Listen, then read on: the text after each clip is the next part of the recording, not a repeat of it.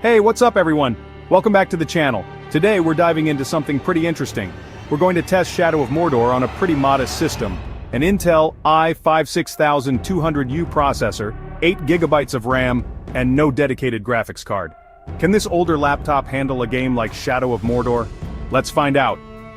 Before we jump into the gameplay, let's take a quick look at the specs we're working with. CPU Intel Core, i5-6200U, a dual-core, 4-thread processor that's a few years old now.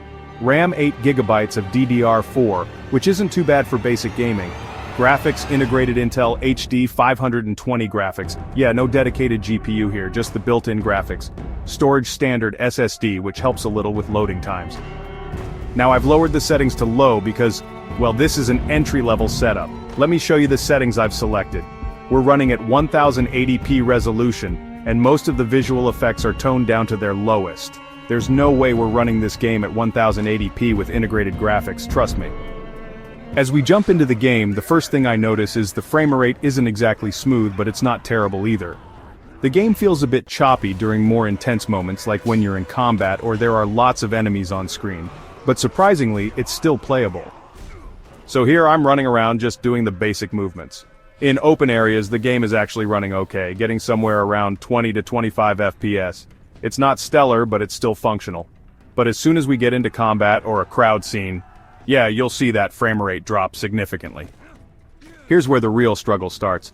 As soon as the action picks up, we're dropping well below 20 FPS. It's kind of stuttery, and honestly, it can be a little tough to keep up with the combat. Okay, so after testing it out for a while, here's what I found. With the Intel i5-6200U and integrated HD 520 graphics, Shadow of Mordor is definitely playable, but not ideal. The game looks kind of rough, and the frame rate is inconsistent, especially during intense combat or with lots of enemies on screen.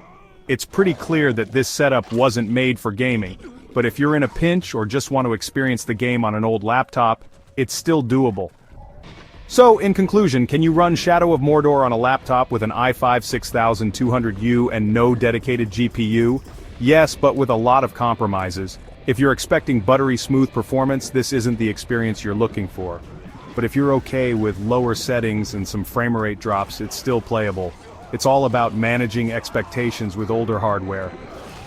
Thanks for watching. If you found this video helpful, hit that like button, and don't forget to subscribe for more performance tests and tech content. Got any other games you want me to test on this laptop? Let me know in the comments below. Until next time, take care.